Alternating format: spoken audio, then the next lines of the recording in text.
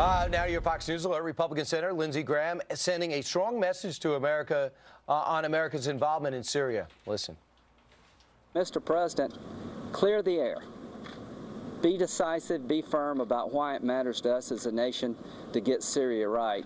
So is the president ready to be decisive and firm, or is there a lack of leadership from the White House? Joining us right now is author and conservative columnist Ann Coulter. Good morning to you. And by the way, her book Bugged just came out in paperback. Thank you. Bendable. Well, what do you think of the president now dealing in Congress? Hey, you guys decide. Right. Well, surprisingly enough, even the New York Times headline on this was President drags Congress into box of his own making.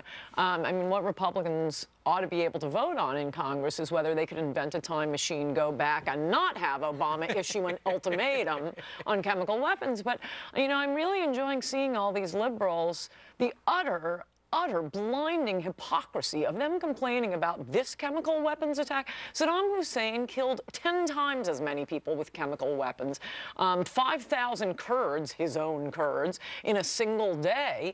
And now suddenly, oh no, now we must be the country that stops these genocides. What about Rwanda? Is it better to see little kids having their limbs macheted off? Should we turn a blind eye to it? No, we ought to. We're a nation. He's the commander-in-chief. What America should do should be in America's national security interest. And I don't see any national security interest here. He doesn't either, or he wouldn't be trying to drag Congress in to make his decision for him. You know, David Axelrod made a very political statement after. He says the president has effectively turned the tables on Republicans. The dog that caught the bus. Now, it seems to be a telling slip.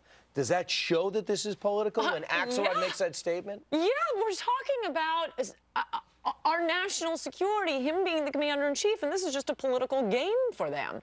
No, you cannot trust Democrats to be commander-in-chief, and Americans remember that when you vote for president. They cannot take national security seriously. We do not intervene in countries to make America safer. I mean, there were 20 reasons to take out Saddam Hussein. And by the way, can you imagine if he were around now in the middle of this conflagration? Right. Literally, thank God George Bush took him out of the picture. Well, now it looks like Congress is in.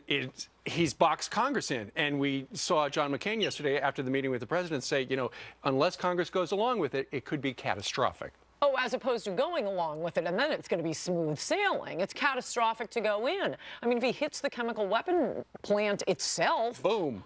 Right. He could be responsible for releasing things. What if Syria retaliates? I mean, the entire world, they used to say under Bush, oh, the world hates us, the world hates us. Now the world is laughing at us. Can you imagine what Putin thinks of this guy?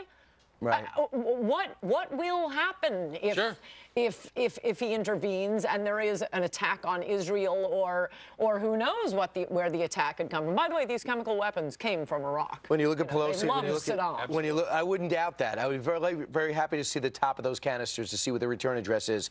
When you look at Senator Kerry, Speaker Pelosi, and you look at others have all said positive things about Assad. Friendly, a reformer, agent for change. Right. And now he's enemy number one. Right. Well, the point I'd make about this is liberals are so unserious that, I mean, obviously, any country we are not at war with, we are going to have diplomatic relations with. They made such a big deal of Donald Rumsfeld meeting with Saddam Hussein 20 years earlier. I know. We weren't writing puff pieces in Vogue about Saddam Hussein as they did about Assad. All right. Always a pleasure. Check out Mugged in paperback. Ann Coulter, thank you. All right.